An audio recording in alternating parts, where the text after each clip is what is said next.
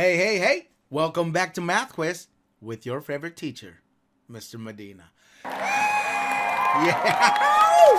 Let's learn some math, shall we? All right.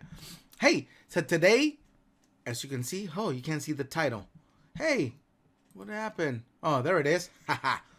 How to write exponential functions. All right. Make sure you have your notebook, pen and pen. I was gonna say pen and pencil, but no, just a pencil, an eraser maybe, and your calculator ready, because we're gonna need it today. All right. So let's get going.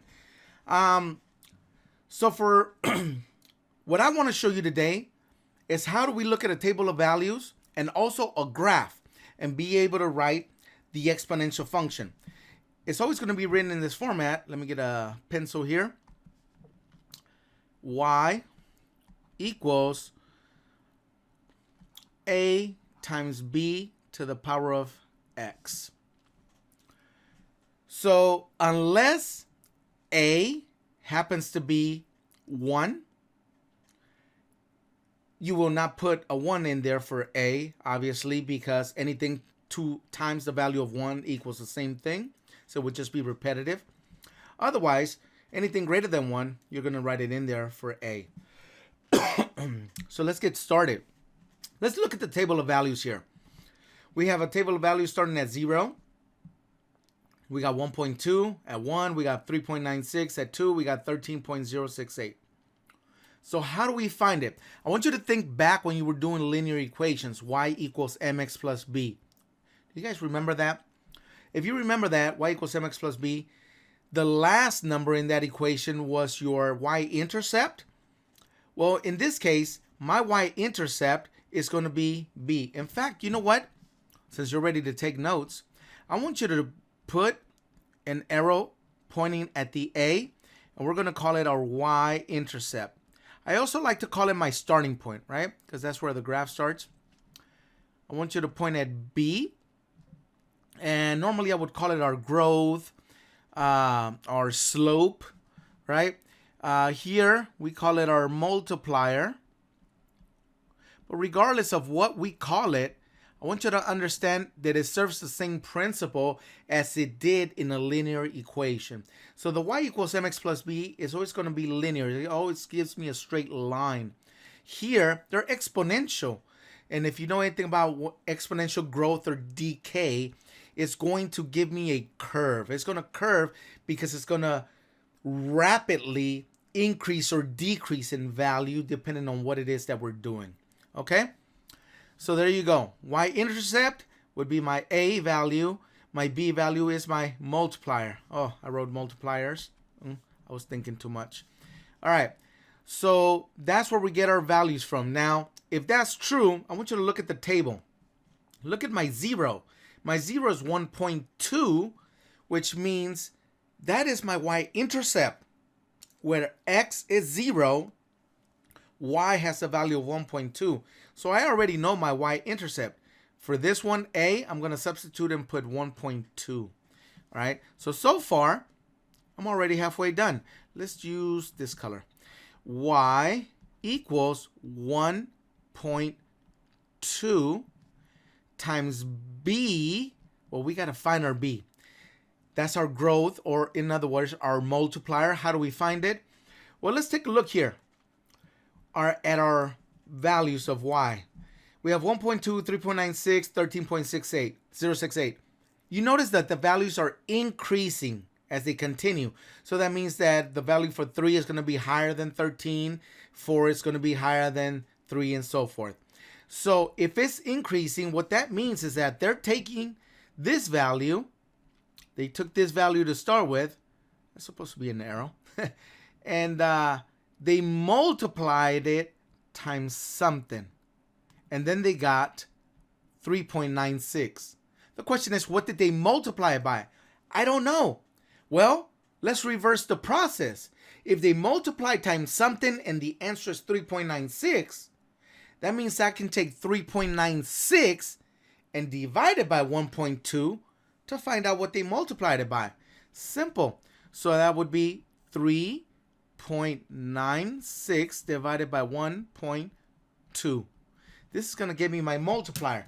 And for this, you need your trusty calculator. All right. So I need to get one of those online ones, you know. If you guys know where to get that app where I could just put it on here so you guys can see that too as I'm pushing in the numbers, that would be great. Please put it in the comments section. Where do I find that app or something I can download to put it on there? All right, here we go. 3.96 divided by 1.2. And there, as you can see, I wonder if you can see that. I guess I'll find out later, huh? It is 3.3. So right now, I have according to this, I have a multiplier of 3.3. So let's take off that question mark. And we're going to put 3.3 here. Because 1.2 times 3.3 should be 3.96. So what I'm going to do is, now to test it out, I'm going to take the 3.96 and I'm going to multiply 3.3 and see if I get 13.0068. So 3.96 times 3.3, and it is 13.068.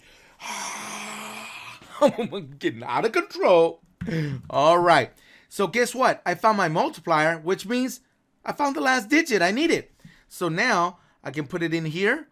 3.3 to the power of x. That there, ladies and gentlemen, is my function, my equation. All right. This can also be written, of course, f of x and so forth. So it's not always written with y equals. But that's irrelevant.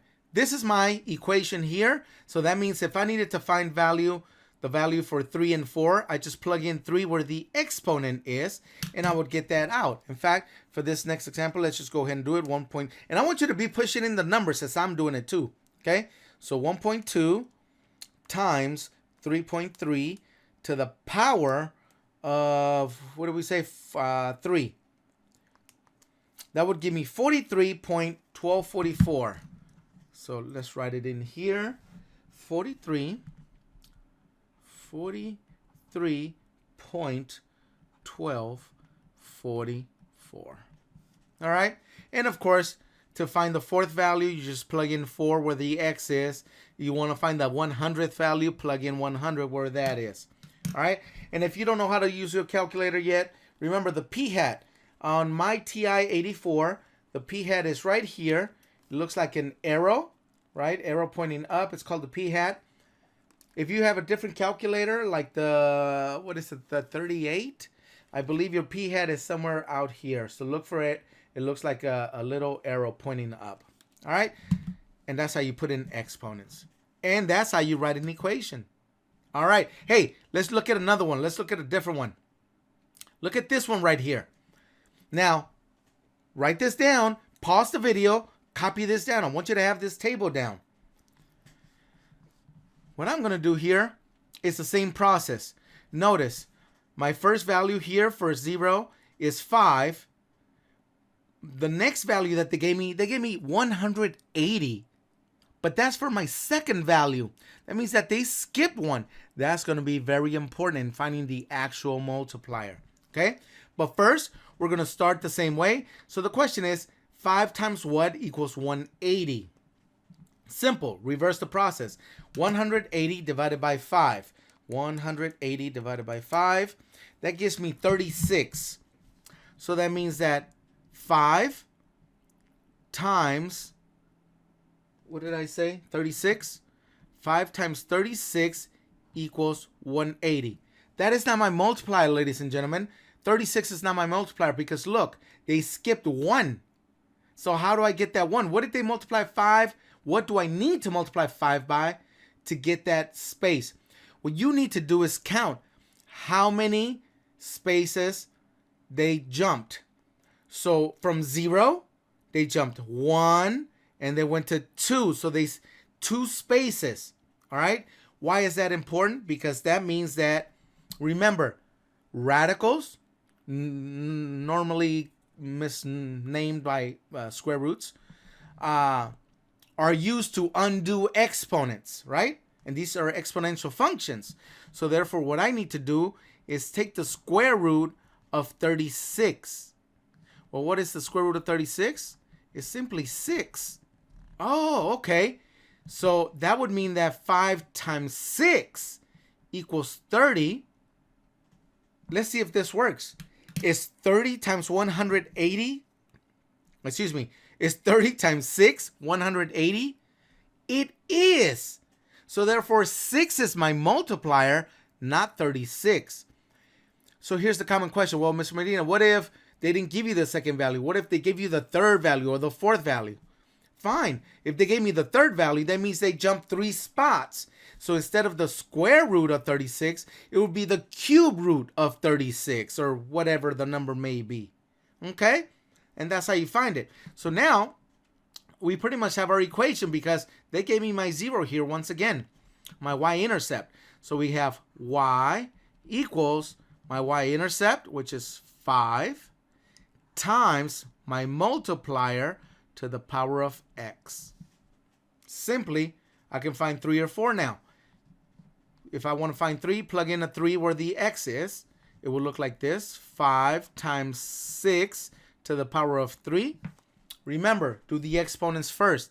6 to the third power. Well, what is 6 to the third power? 216. We're going to multiply that times 5, and that equals 1080. Ooh, 1080p. Aha, I remember when that used to be a thing. I think we're on 8K now. That's ridiculous. All right. Anyway, back to this. So there we go. We got 1080. And if I want to find the fourth one, plug in a 4 for x. And you got it. Huh? It's as easy as what? I told you I'd make it as easy as possible. All right. There we go. All right. That way I have more space. Okay. So let's look at it again. Y equals. Look at that. Almost done already. All right, I'm going to look at my graph. I'm going to look for my y-intercept. It's right here, right at 40. All right, 40. So that's where I start. Boom, 40. Let's find the b. What is this increasing by? What is my multiplier? Excuse me. Notice my next value here. They gave me 120. But 120 what? Oh, this is negative 120? Ah, so this is what I have here. I have negative 120. This is what I have. So how can I use this to actually write my equation?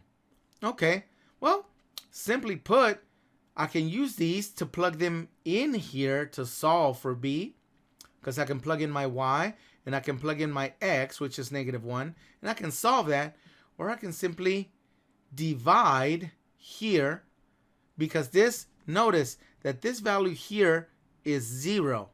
And then from 0, it goes to negative 1. So that's only one space away, which means it's in sequence. So really, I can just divide these two numbers, right? It starts up high and goes down low. So what do we get here? Divided by, and then we get, so, oops, one, divided by, I'm doing this backwards. Did I do it backwards? Divided by 120. Okay. This one is very important, people. So I got 0.33333. So it's 0.3 repeating. Do not, listen to me carefully, do not use the decimal. If you try to find future values for this, 0.3 repeating, it's not going to give you a fully accurate answer, because normally you're not going to enter like 100 threes. Besides, it's infinite. So you need to use the fraction to get an exact answer. So 0.3 repeating is simply 1/3. So right here, what was I doing? Oh yeah, my multiplier, 1/3 to the power of x. All right. Now, so listen carefully. These numbers here, notice that the graph is going down, right? Is going down. Usually in a linear equation where you use a negative, like -3, minus whatever it is going down by. Here, two things I want to point out. Before, I was dividing 120 by 40. This time I divided 40 by 120. Okay? 40 by 120. So because the graph is going down. That's why. It starts up here. Well, it starts here, really. But this graph is decreasing infinitely, creating an isotope here. But it is 1/3. Don't make the mistake of dividing 40 by, 120 by 40, because that's going to give you a number greater than 1. And it doesn't make sense if it's greater than 1 if my graph is going down. If my graph is going down, then it should be a value less than 1. And the fact that I got a fraction tells me that I did it correctly. All right? So that's how you would write it. 40 times 1/3 to the power of x. And the crowd goes wild again. Yeah! Hey, did it make sense to you? I hope it did. And if it did, and you got value out of this, come on, hit the like and subscribe button. When are you ever gonna get a cool teacher like me making it as easy as possible? Huh? Hey, come back whenever you're having trouble, type the title again, and search for the next video. All right? You guys have a great day, and I'll see you next time on Math Quest. Goodbye.